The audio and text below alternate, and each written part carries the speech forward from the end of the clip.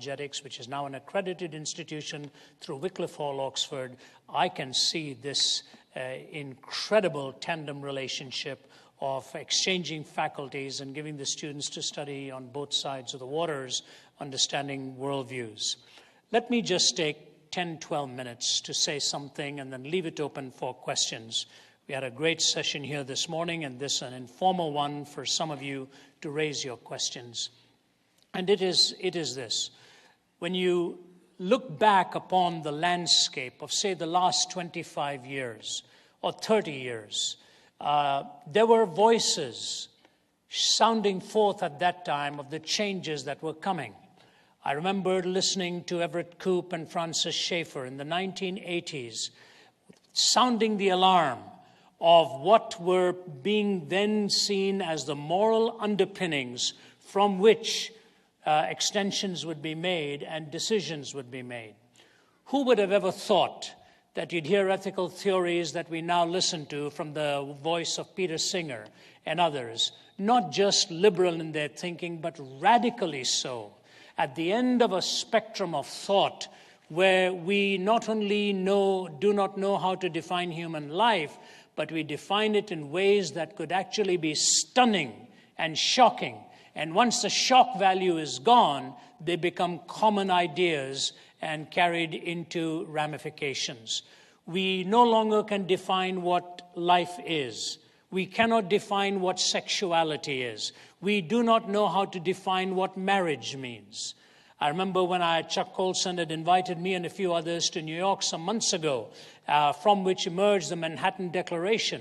I remember at the end of that day phoning my wife, and I said to her, I was in New York flying back to Atlanta that night, I said, I never dreamed of the day that you'll have a room full of men and women trying to define things like life, marriage, sexuality.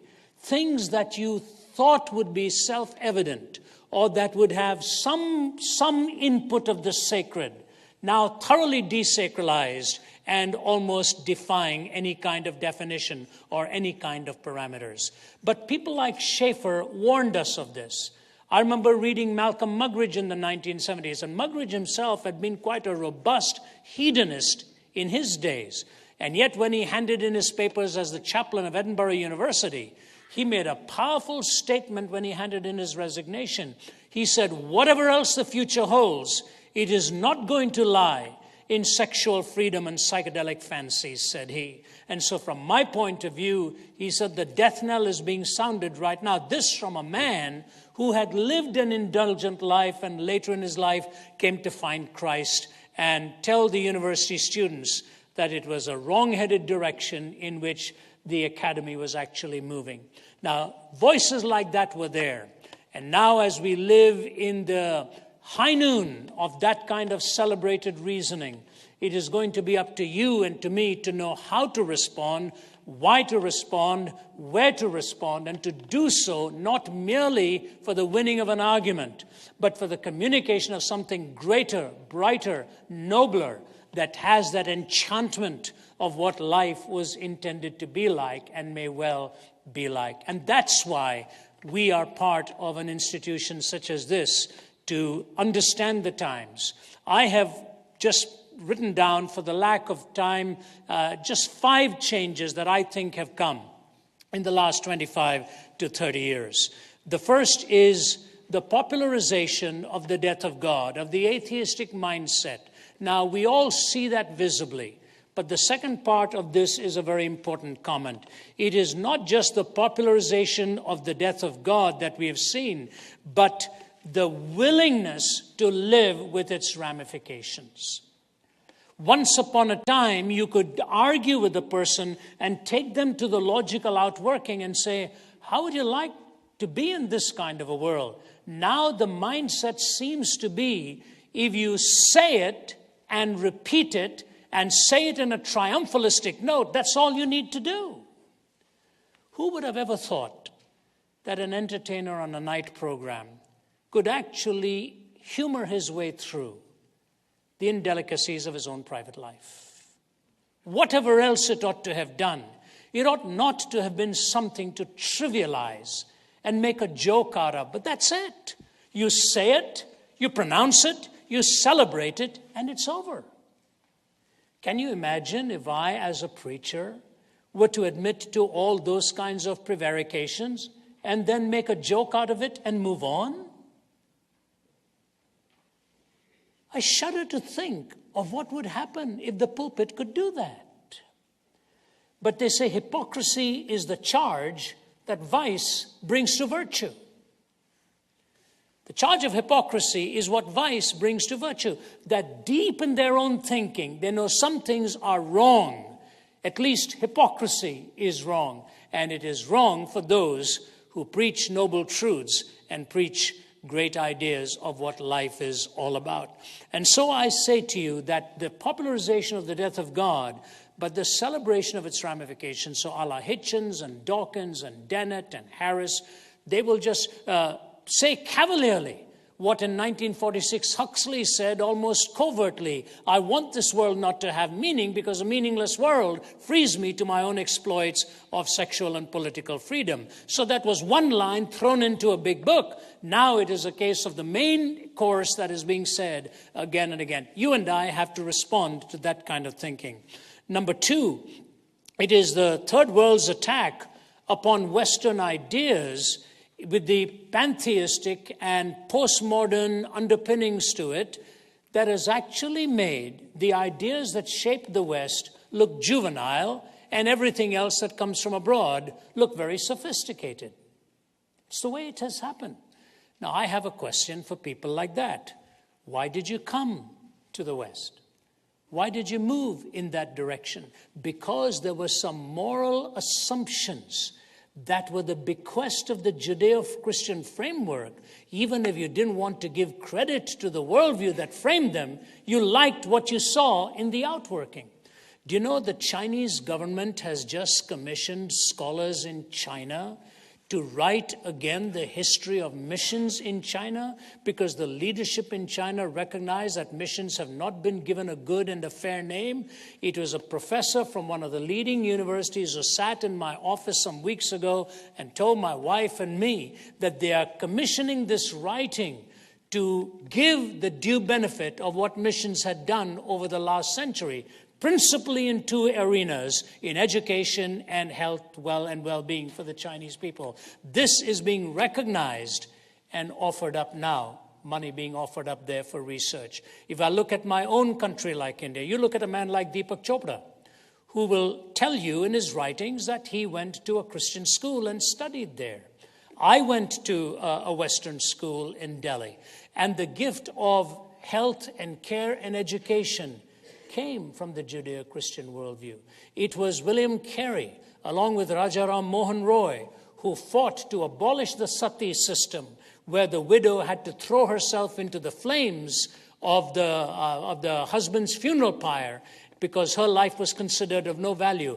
Carey fought for the protection of the woman in that, and Rajaram Mohan Roy, a great Indian leader, came alongside him. One of the leading newspapers in India is called The Statesman.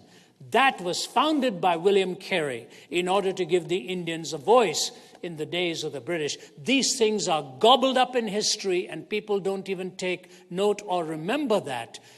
Think of this statement. We take these truths to be self-evident, that we are all created equal, with inalienable rights for life, liberty, and the pursuit of happiness. Let me ask you this question. Do you know of any other religious worldview that would have framed that statement other than the Judeo-Christian faith? Could naturalism have framed that statement? No. Nietzsche said equality is a lie concocted by the weaker of the human species, because he said there is no such thing as equality. There are superior, there are inferior people. And that was the idea that Hitler ultimately took to bring triumph of one group over the other. But the Christian faith so clearly says we're all created equal. And that gift of liberty is ultimately the gift of God, not something just bequested by a state or culture or whatever. But now all of a sudden, you can be in any public talk show, and it seems as though the most unwanted voice is that of the Christian. Unbelievable. Unbelievable. I did an open forum at Hong Kong University a few weeks ago, and a young Western gal stood up and said, I don't understand why you think there is such a difference at all. She said, I've read the Quran and I've read the Bible. They're both saying the same thing. It's in a public forum. We must understand what these worldviews are saying, and with respect, draw the distinction, draw the clarity of the gospel. There are ideas in the gospel that are not present anywhere else. Take, for example, the Bhagavad Gita, profound piece of writing of the Hindu scriptures, much more popular than the Vedas. And in that, Krishna calls for the Prajapati, the sacrifice. The words of Krishna, they're calling for the sacrifice, but there's no sacrifice offered in there. Calling for forgiveness, but there's no forgiveness in the reincarnational system, is there? You pay and you pay and you pay and you pay. And how gently the gospel can be presented. I have a friend sitting here who comes from a Hindu background. He's a businessman in Atlanta. For nearly 1 year, weekend after weekend, we chatted and chatted and chatted. And finally, when it dawned on him on the beauty of the gospel, in our living room, he bowed his head and prayed. Until this very day, the most glorious thing he'll talk about is about the cross and what forgiveness really means. It's a beautiful truth. And yet the world out there doesn't realize how precious it is. When you've gone wrong, you look for forgiveness. How marvelous to know the cross has provided it. But this disorienting hit from pantheistic worldviews. Number 3 is the power to inform through the visual. We now take truth through the eye gate, not through reason. And so it comes through the back door of the imagination. Where I think it was William Blake who said, this life's dim windows of the soul distorts the heavens from pole to pole and goads you to believe a lie when you see with and not through the eye. We are intended to see through the eye with the conscience. Most people today see with the eye devoid of a conscience. This life's dim windows of the soul distorts the heavens from pole to pole and goads you to believe a lie when you see with and not through the eye. So we've got a visually conditioned culture. I'm not much of a moviegoer, but people plead and beg me to see some of them so that we can respond to them. So I was cajoled and pled with and written from different parts of the world to please go and see Avatar. I wanted to say we already had 330 million of them. Why one more? But I did. Brilliant, isn't it? Brilliant in cinematography. And now English movies are just beginning to resemble Hindi movies. That's all it is. The melodrama of it. That's all. Bollywood was 30 years ahead of this kind of stuff. And 30 years ago, we'd sit and laugh at it. Now it is so engaging, you know. Isn't it interesting? A Hollywood technocrat who sees the military as the culprit for destroying lives has never bothered to ask how many souls and consciences Hollywood has destroyed. Think about it. How many lives has it destroyed with its means? Oh, but you can't go there. The well-known actor William Hurt had breakfast with me one morning in Thailand, and he's no lover of the Christian faith or whatever, quite a secular-minded man, but really we had a very personal chat. He said to me, he produced a film. He was en route to Hong Kong. And Hollywood had rejected it in one line. They could not accept it because there was no violence in it. I said, are you summarizing what they said? Extrapolate? He said, no, that's the one line. They don't want it because there's no violence in it. I wonder if he told the producer of Avatar that. They didn't want it because there's no violence in it. That's what entertains. It's all coming through here, and we don't bother to think this through. And we've got a generation raised with the visual that has never cerebrally addressed these issues of systemic contradiction. And lastly, I say this, it has become a youth-oriented world as a cultural molding point, which means the young ought to really be an audience to whom we speak and how we speak to them. The question is this, how do you reach a generation that thinks with its eyes, or listens with its eyes and thinks with its feelings? How do you reach a generation that listens with its eyes and thinks with its feelings? That's the challenge. I give you just 3 simple responses and then we'll take questions. Number 1, we are going to need an apologetic that is not merely heard but is also seen. The apologetic will have to be seen. If the Christian life is not seen, it'll become nothing more than theoretical. Just 4 days ago in Washington, a young Indian woman, very successful, of a young family, a mother of 2, I think, immensely successful, came to me up to the front and said, "Can I talk to you?" And I was surrounded by people, so I couldn't. But as I said, "I'll call you on my way to the airport." And literally, while my colleague is taking my bags, I get on the phone and she phones me, a very well-to-do family.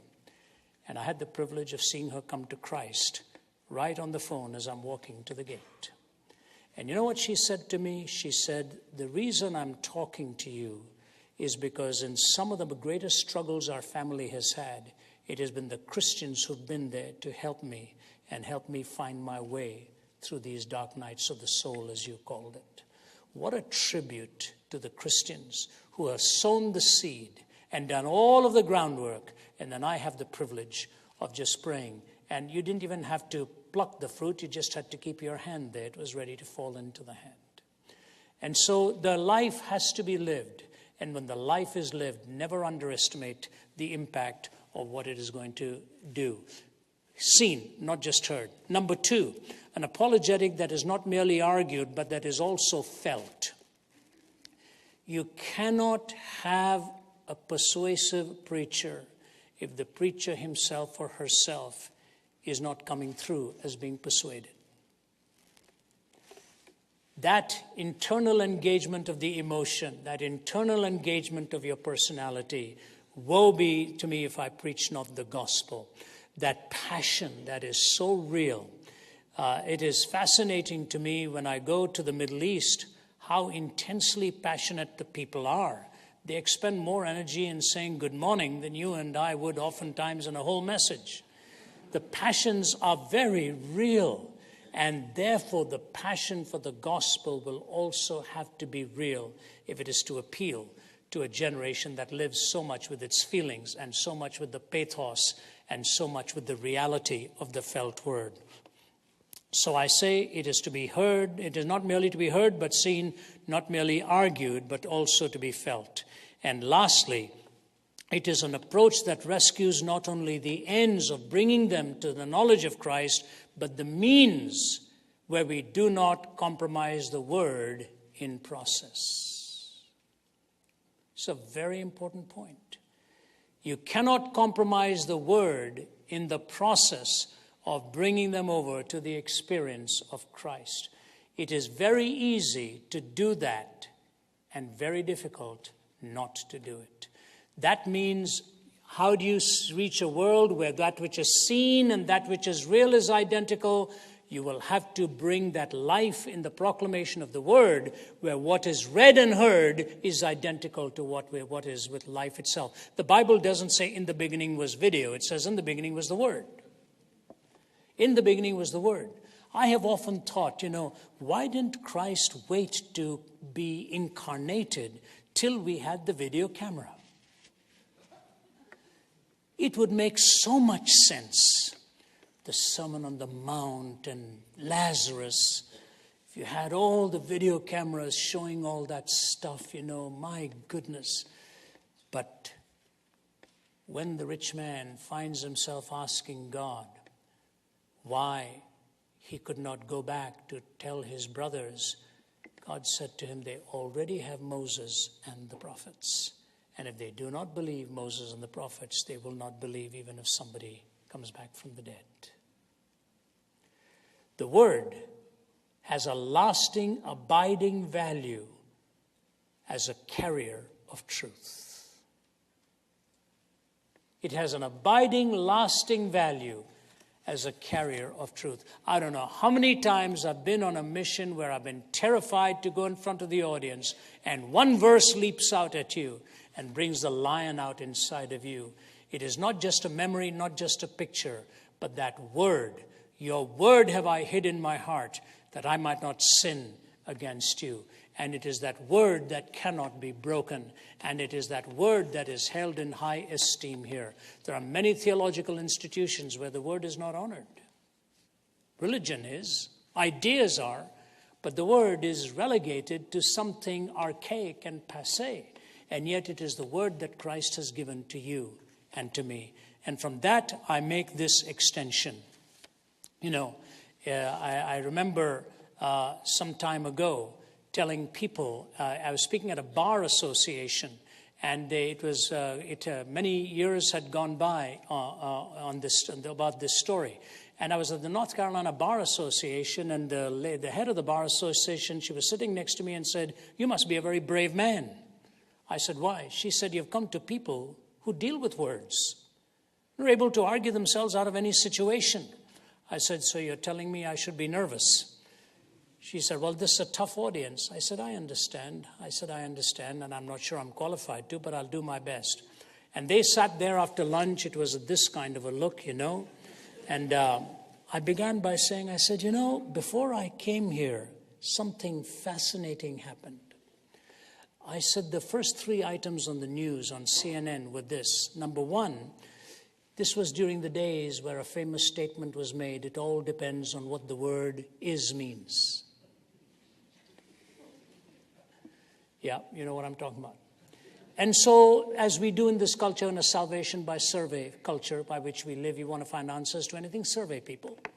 So the news cameraman was walking around, and the first question on his survey was, "Do words mean anything?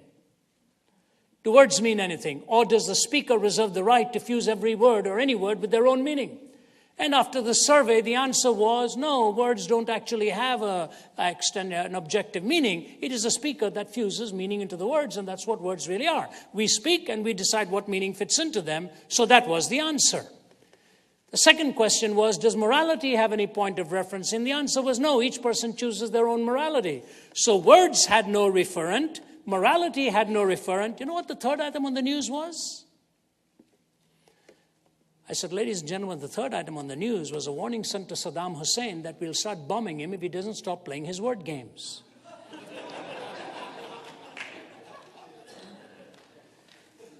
The arms just dropped. I said, so if you are a peddler of words and your words don't have objective meaning and objective value, you are manufacturing a world of your own. And when worlds collide of that nature, the impact is of cataclysmic proportions. Wasn't it Thomas Becket, the man for all seasons, when he is told to renounce his words or whatever, trying to see if I can get this story here straight, and not Thomas Becket, who am I thinking of? Thomas More, good for you. Thomas More. Actually, you know what? It's one of my relatives that wrote the book. He lives in Cambridge now, an Englishman, married to one of my distant cousins. In India, we're all related. And so we just lay credit to whatever we can. So he's in prison, and his daughter comes to him and says, "Why don't you just say the words? Say the words in favor of the king and you'll be released." And he says, "Meg, no." He says, when you give your word to somebody, you hold your life in your hands. And he said, if you should open that hand and drop your word, you shall look down and you shall never find yourself again. When you give your word to somebody, you hold your life in your hands. If you open your hands and let it drop, you shall look down and never find yourself again. Your word and my word to society will have to be consistent with what we preach. And the word that he has given to us is what we must carry within our proclamation, because that word is truth, and that word cannot be broken. So it must be seen, not just heard, must be felt, not just argued, must rescue not only the ends, but the means as well, so that the word is preserved and protected. So I leave that with you for openers here, and if there are any tough questions, my colleague John Jaroge will answer. All the easier ones I'll be glad to take. Thanks so much for giving me your attention. Yeah.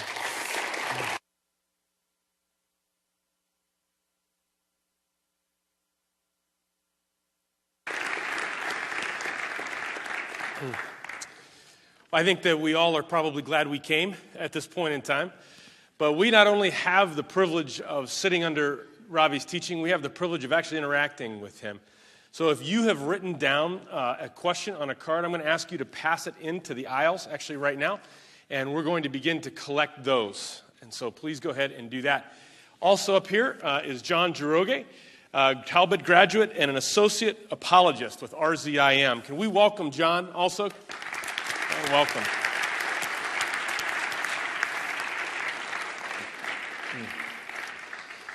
You know, Ravi, that was fascinating. One of the points that you made here in the last moment was one I'd like to kind of start our Q&A with. Apologetics has changed tremendously over the past maybe 30, 40 years. There was a classical style of apologetics that has given way, in some degree, to a more cultural style of apologetics. There are some who have concerns over a new social gospel in the midst of a community impact. How would you set the stage for us as church leaders to understand and integrate ourselves into the proper stream of apologetics going forward in the next 30 years? Yeah, I think, Scott, yes, you're right. The classical approach has held sway and still has great value. Mm-hmm. It is important to understand how apologetics has come across in history, how the great apologists taught. And if you read, even going back to E.J. Carnell and his varieties of Christian apologetics and go through the proliferation of the subject in the 60s and 70s. By the way, when I was here, William Lane Craig and I were classmates. We lived in the same apartment building. We fellowshipped around the garbage dump every night and talked about some of the issues of the day. And Craig is much more the classical apologist. I think Francis Schaeffer and Os Guinness provided the bridge for a good culturally relevant apologetic. And Oz is still quite active in that, understanding the sociology of knowledge and all of that, how people think the way they think and why they think the way they think.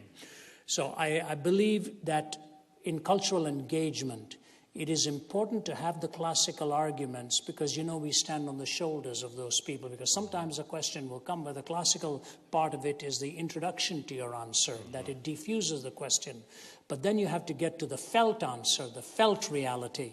And that's where an understanding of culture, one of the great struggles in India and the Middle East, and even a country like Russia or China, if we don't understand the wounds of that culture, we'll never be able to communicate to them. Every culture has its wounds. Many of them are wounded civilizations. Russia, you look at the Polish people today, in how they are mourning the loss of their whole government. You know, it just wiped them out. And Poland has lived with such pain across their history. And if an apologetic does not understand their pain, does not understand the anguish of the soul, you will always speak from a mountaintop to which they can never reach.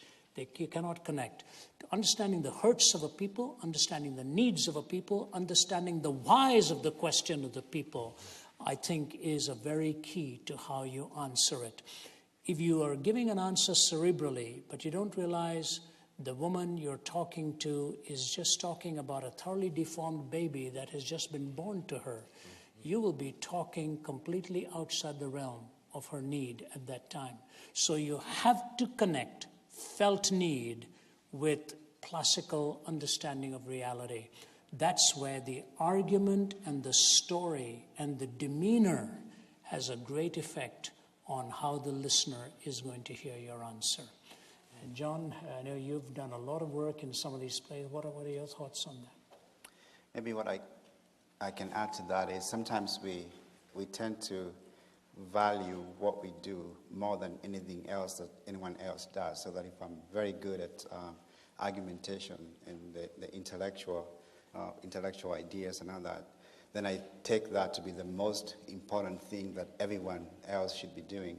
And we forget that there are many other aspects of being human that also need to be addressed. And especially for leaders in the church, if you are a very, very gifted communicator of the gospel, you can find it very difficult to understand why it is that some people with a very questioning mind would still be essentially remain unchanged, as Ravi was talking about this gentleman in there who had a very good example from his pastor and from his wife, but still his life remained unchanged.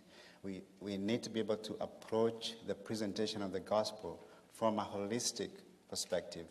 And the metaphor that the Bible gives us of the body and the different gifts being used, we need to see that in practice in the community, in the church, so that we can be able to address every area of our existence as human beings, and we don't just swing from one end of the pendulum to another and just emphasize one thing, because all these different gifts come into play in forming the body of Christ. I'll add another footnote to that, to Scott. The change in apologetics today is that people, because they've heard some arguments, think they understand those arguments. And so the moment you even start that approach, it is put aside. That's why I think we should be using a lot more arguments from poetry, from music, from that kind of entrance into the heart that the person can connect with. And I found oftentimes if you quote from some musician or some piece of poetry, my work at Cambridge was in the Romantic poets.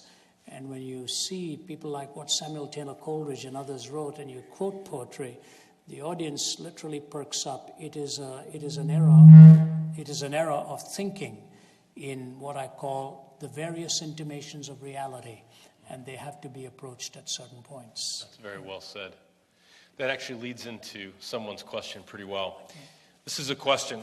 Christians are comfortable talking about truth because of the belief that there is an objective truth. And I'm going to have to summarize this. Is there such a thing as objective beauty? And if there is, how does it serve as an apologetic? I think there is such a thing as an objective beauty within a hierarchy of preferences. Let me explain what I mean. You can tell when beauty is violated much more than you can tell, well, something beautiful is just beautiful per se. Because when the Bible tells you to worship the Lord in the beauty of holiness, in other words, beauty cannot be unholy, beauty cannot be profane, beauty cannot be desacralized. So in the continuum of beauty that can come within holiness, there will be options, there will be preferences, colors may vary, choices of aesthetics may vary. But if profanity comes into it, then at that point you have violated what beauty must intrinsically have. So I think it is wrong to say that beauty is purely a subjective thing. There is an objective point at which ugliness is revealed if it is profane. That would be my answer to that. That's a good answer. Yeah. John, how about you? I remember reading recently, I still haven't seen Avatar. We don't have many of those in Africa. So I probably need to see the movie. But I remember reading somewhere that there were some people who went to see that movie and they committed suicide afterwards because of how beautiful apparently it is, and that it's impossible to find that kind of beauty in this world. And part of what we are to do as those who are called to preach Christ is to present the beauty, a vision of beauty before people, the beauty of the gospel, the beauty of God and the fullness therein, so that people can truly long for God, because he is the ultimate standard of beauty. And we know when, for example, when music is dedicated to Christ, like Handel's Messiah or some of the paintings that still change people's lives, is because of the work that has gone into those kinds of works that bring out the best in who God is and what he has put in us. And so this is another area, the arts, which has been neglected. Today we are not producing a lot of Handel's Messiahs today, and I think we need to be able to do that in our churches. So part of it. That's very well said. One of the things that strikes me as well is, thank you. One of the things that strikes me as well in the midst of this is potentially some of the beauty that people may be searching for might be the beauty of love, particularly love of God and love between one another. What RZIM does so well is to come in and open doors, open minds, and open hearts. But in that openness, God must find a place to dwell. And that's the role of the church. You're absolutely right. Would you just speak to that in You're apologetics? absolutely right. I think most young people that I talk to have given up on love. They don't believe any such thing actually exists. I remember when I was writing one of my books, I told this story. I was in Singapore, and I was talking to one of the waitresses, and she asked, when I told her, she saw my wedding ring and asked me how long I'd been married, and it was 2-3 years ago. So I said it was 30-some years and so on. And she said, that's hard to believe. It's very hard for me to believe. And then I told her of a story I'd read in Reader's Digest of this young man in his teens who had basically lost the girl that he loved because her mother would not allow them to get married. It's a long story, and 60 years later, somebody found a wallet on the side of the road, and through that wallet, he traced the person down, but God managed to trace the person down because in that wallet was the last letter he'd received from the girl, that when she was only in her teens, 60 years before. And the upshot of the whole story was, it was written by a man called Fine, F-I-N-E, I remember that. And the upshot of the whole story was both of these were now in their late 70s in the same retirement home on different floors. And they went up, and when they met each other, neither of them had married for the sake of the love that they once had. When I told this young waitress the story, she said, I don't believe that. She said, I don't believe such a thing really happens. They become cynical on that. And so the loss of love, the loss of true romance, the loss of commitment is great. But one of the things we can do as a secondary expression of that love, and I keep telling my team this very much, we as a team need to model that fraternal relationship, the love for each other, the respect for each other, the belongingness to each other, and not to compete with each other. If you can show a true fellowship in the gospel and true love for each other, it is a powerful apologetic in and of itself. And I think that's a very real example that needs to be followed in our time. But your point is right, Scott. I think the church needs to model that kind of love. My book is about to be released in June, Has Christianity Failed You? We interviewed people who'd left the church, and the single common line from those whom we had talked to on the streets or whatever was that when they had stumbled, they found that the church totally rejected them and no longer had any room for them.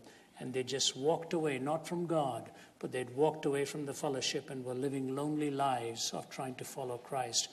It's a difficult line to draw, but it's an important line that we do not end up condemning those who have struggled and faltered and want to find their way back in a body of believers where love is the supreme ethic, rightly so.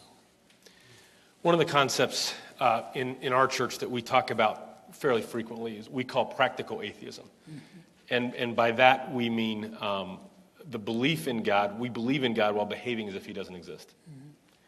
And when we look at that idea and how, when it's entrenched in our soul, creates an anemic, tepid Christianity and ultimately frustrates much of what the Holy Spirit is trying to do in the life of the Christian, and it diminishes the witness of the church into the world. How would a cultural apologetic and a personal apologetic influence someone whose belief, potentially where they may assent to at least a good deal of what you may say, yet their heart is not engaged by those ideas? How would you say for us as Christian leaders to lean into that and to draw that person? I'm laying it all on you, John. This is it. Well, and that's a tough one, because there's a role for the person to play, and there's also the role for the person discipling them to play. But one of the things I think that needs to be emphasized again and again is what is the goal of the scriptures in people coming to Christ. For the most part, we talk a lot about winning souls for Christ, which I'm all for. There's nothing as satisfying as praying with someone to receive Christ. But once the person has received Christ, there's a lot of work that needs to be done, given their background.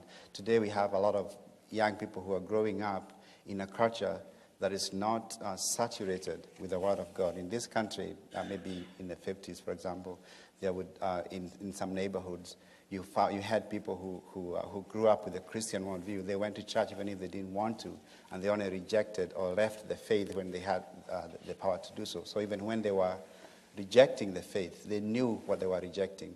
But today, you're dealing with people who don't really have those concepts. And if you use some stories, for example, from the Old Testament, they will have no idea what you're talking about. So that biblical worldview, biblical thinking, and the storyline of the Bible is not given to them. And in our churches, mostly we will emphasize changing behavior in our preaching. And usually you get to the point where you begin to blur the line, because it seems like a psychologist could also do that. And so what's the difference between what we are offering in the church and what's being offered out there, probably even in a better form? So it's understanding the storyline of the scripture so that people are truly formed and they're able to meditate on the Word of God, because it really does change our thinking. And if we do that, we'll be forced to confront ideas that these people are wrestling with. We'll be forced to confront those ideas, because there's no way to address those issues without breaking down the worldview, the ideas that have held them down. You know, I've come, the more I've done this and talked to people and different people in different situations, the healthier the respect I have for the power, the spiritual power of ideas. Because when you think of what the tempter did in driving Adam and Eve out of the garden, he didn't do that through demon possession or by overpowering their will or by an illness or anything like that. He succeeded by planting an idea in their mind. If you eat of this fruit, you will be like God. Because he knew that if they could buy that idea, then he had them. He could take a vacation, because they would be doing his bidding without any physical restraints. And so we need to be able to form the mind of the people in our churches with the Word of God, so they are really thinking and looking at the world right, like Christians. And maybe in the presence of many pastors, maybe I shouldn't put it this way, but in many churches you will not find that taking place today. And I finish this, one of the frustrating things that I've gone through is a friend of mine who was very educated. He had a couple of PhDs, a very gifted mathematician and scientist, and he had a lot of questions. And he got to the point where he said, we had discussions back and forth for a long time, and he said to me, I want to go to church with you and hear what they say there. And then when we would leave the church, he had a lot of questions. He would say, the pastor agreed with me. He was into the New Age movement. And I would say, no, he didn't mean that. He meant this. But the messages were not presented at his level. And it's difficult to find that kind of an activity going on. And that's why some of the messages that Ravi puts out have been so effective, because they're reaching people where they are. I was also headed to medicine when my life was turned around. I ended up in apologetics through Ravi's ministry. Excellent. Appreciate that, John. Kind words. Two things to that I could add, Scott. A lot of it sometimes has to do with where they have come from. If a person comes from a radically different religious worldview into Christ, they seem to have clearer lines of demarcation as to what they believed and now they do. If there has just been a smooth move from nothing into Christ, sometimes it is very hard to have a clear line of distinction. The second thing, I can only speak from my own experience on this, because we all can stumble into that mindset of living as if God is on the periphery rather than as the center of your life. And it is this. I think it is a tumultuous time in which we live, with the invasion of the mind from every different direction. I can't handle it some days. You know, you're watching the news, you've got your BlackBerry, you've got about 150 emails at the end of the day. It is almost to a point where God doesn't have a chance to break through into those moments where you need to hear from him. And if you don't order your life, other people will order it without intending to. There has to be And if we do anything, we do go into groups, or we've got studies with groups and so on, that time of being alone with God is very critical. And I would strongly encourage anybody who wants to have a close walk with God that you have to order that in your disciplined private world. These blackberries buzz at 5, 6 in the morning, and before you know it, you can't even talk to God because somebody else is talking to you and you're responding to all these things. So it's a difficult time in which to live a consistent godly life. And the only thing, when I write my books, I walk closest with God because I shut off my telephones and my Blackberries. There's only one group of people who can reach me, and that's my family. I have a private number for them. But to everything else, I'm shut off. And I actually come back rejuvenated and energized. And I would encourage, if that is a struggle, to find a pattern where God has his input first before anything else has its output for you. Yeah. I think that's excellent. There have been several questions that I have been receiving here that have to do in some way, shape, or form with politics. I'm going to attempt to distill that, I think, down a bit and just maybe say, not just from an apologetic perspective, but from a Christian wisdom perspective. As we look at the direction of the current administration, as we look at key issues of healthcare, poverty, the poor, immigration, Christians are obviously very divided on these issues. And there are different perspectives on each of them that we may be coming from. As you look at the landscape generally, what would be some guidance that you might give us to specifically inform our perspective as we are communicating Christ to maybe a broad congregation that has different views and hold them as Christian? That's a tough question. It's very, very tough. I made it a lot easier than what was here, just so you know. And it's tough because no matter what you say, somebody's not going to like it. Yep. That's the issue. So let me speak in generalities. And I think about it. You think about it. I wish I had the answers. I think I have the answer for myself in the way I want to walk in this and the way I want to choose in this.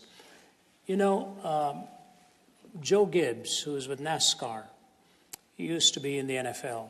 And I wrote a chapter for one of his books, and I spent half a day with him in his NASCAR office in the Carolinas.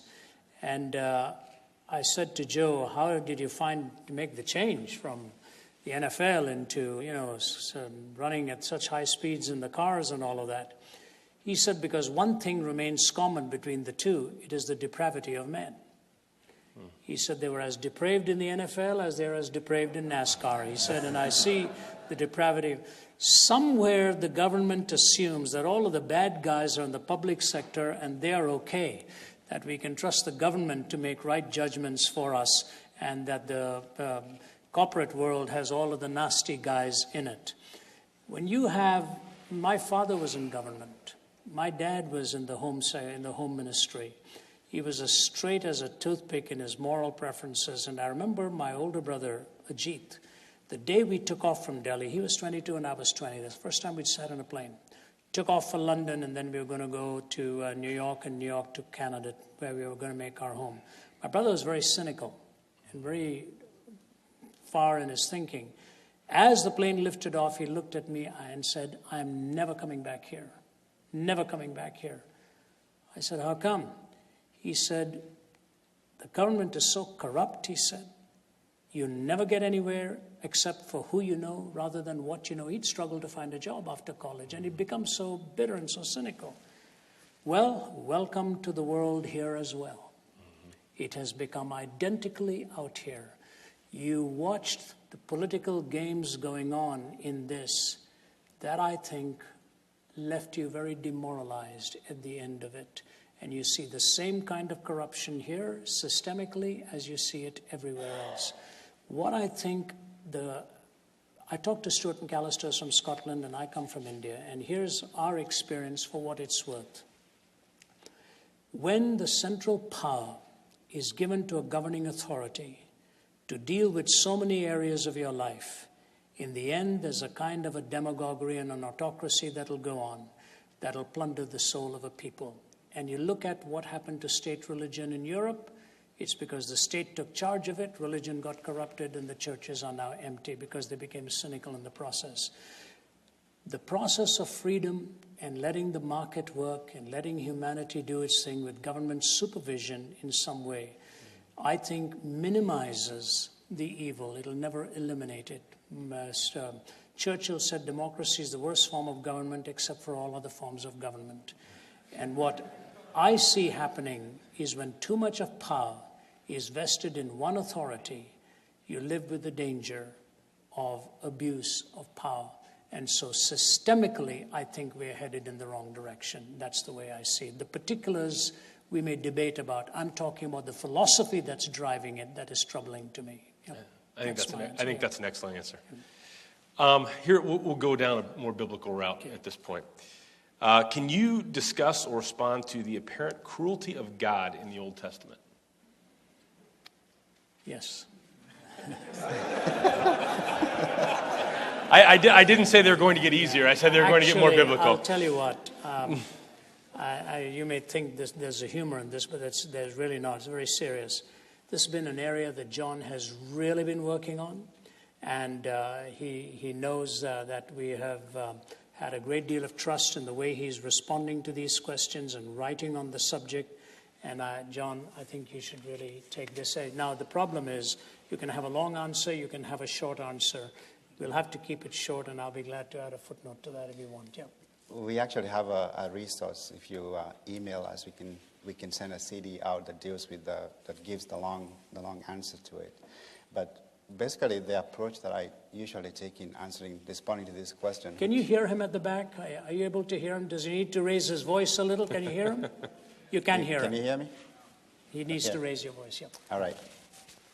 Well, this question has become really, really important today, especially with the publication of Dawkins' book, The God Delusion, because he bases most of what he says in that book on attacking the character of God. How can you worship a God who allowed genocide and those other and the other evil and suffering that the Jews inflicted on the Canaanites? How can we reconcile that with the meek and mild Jesus in the New Testament? And usually I go through this in several steps, and what I will say, first of all, even before responding to the question, is that the question itself assumes a certain a moral standard. You have to assume that there is such a thing as good and evil in order to raise the question. Because if there's no moral standard, then nobody did anything wrong. There's no point raising that question. But you can't have a moral standard without God, because if you're dealing with a moral law, you're dealing with you have to appeal to a moral lawgiver. And so this question, if there is an answer to it, it has to be found within the very nature of God. It's the goodness of God that gives rise to this question, and it's only within a biblical perspective that the question even makes sense. And then the next thing is, this is actually a version of the problem of evil. Why would a good God allow pain and suffering and all that, allow evil to exist? In this case, it's being asked with regard to God's character himself. How can he do this if he is good? But again, when the question of evil is raised, it usually goes something like this: if God is all good and all powerful, evil would not exist. Since evil exists, there cannot be a God who is all good and all powerful. But that ignores the fact that God is also all-knowing, and he may actually have reasons for allowing certain kinds of evil that we are not privy to. And so in the same way that we respond to the problem of evil, we can also, given what else we know about the character of God, be able to say that, be confident in saying that what we know about God may, within his nature, have reasons for which he allowed those events to take place in the Old Testament. So that's just even before responding to the question. But in terms of responding to the question itself, you can look at the way that those events in the Bible took place, because most of the times they are really exaggerated. God is presented in the worst light possible.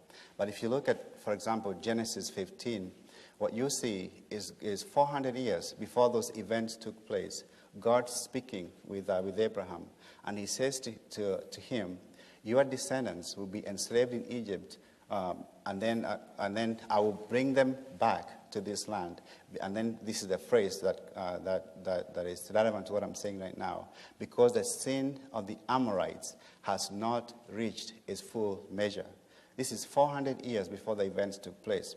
So whatever you want to say as an atheist about what took place in the Old Testament, we cannot say that what God was doing was a knee-jerk reaction. It was not, because it was planned long time ago, and God gave these people this whole time to change their ways, and yet during this whole time he was also allowing his children to languish in captivity for those 400 years while he waited for the Amorites to take place. And so by the time the Jews got to the promised land, the time was ripe for God's judgment to fall upon these nations. And if you read, for example, in Deuteronomy chapter 9, what you find is that God repeats himself over and over again in that chapter, the first 6 verses of Deuteronomy chapter 9, saying that it is not because of your righteousness that I'm sending you to take this land, because you are stiff-necked people. And that's repeated over and over again. Israel was just an instrument in God's hand. God could have done that directly, but he chose to use Israel as an instrument in his hand. And then when you look at what happened to Israel itself, they were also subjected to God's judgment. Sometimes we think it's only the Israelites who inflicted punishment on those other nations, but they themselves were not victims of their own evil against God. But they were. All you have to do is look at the book of Lamentations, for example, and see what Israel went through. And then you come to the New Testament, and you find that the distinction between an angry God in the Old Testament and a meek and mild Jesus in the New Testament is actually fiction, because in the New Testament, you have Jesus talking about hell, people being banished from God forever. Then the book of Revelation is full of images of what will happen when God's judgment falls again on the nations. And so God's character is consistent in both the Old and the New Testament. And then Can I interrupt you at one point? Yeah. Can I shift the question on you a little bit? I think that's an excellent classical answer. Yeah. I think more true to the question here would even be a person's experience reading the actual acts and the mind behind them in the Old Testament, and trying to have it be consistent with a God that would be compassionate toward them personally. Okay. For instance, if God had that degree of wrath and is even contemplating, in some cases, a more genocidal approach as a solution to a problem, how can I then, even like that God, want to be like that God, or have confidence that that God will be benevolent toward me when I need them to be? I think that's more the case in point. Yeah, it's based on what else we know about the character of God. These incidents, the incidences, when the way they are given to us, they span over thousands of years. So it's not something that God did within just one period and wiped everybody out.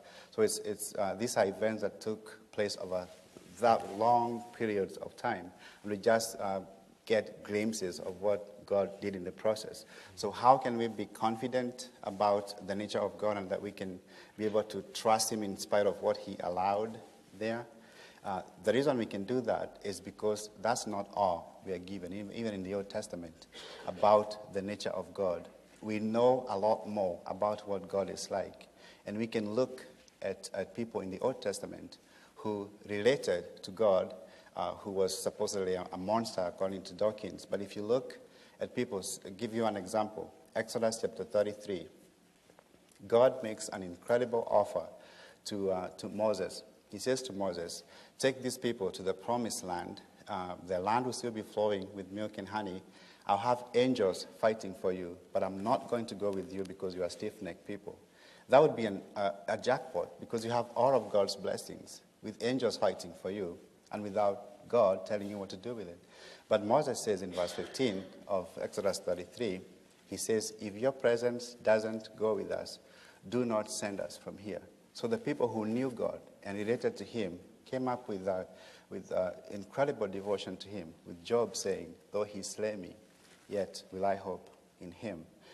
David being given the choice whether to be punished by God or by his enemies, and he chooses to be punished by God because he says God is more merciful. And then Jonah not wanting to go to Nineveh because he knew that God is gracious and forgiving and all that, and slow to anger.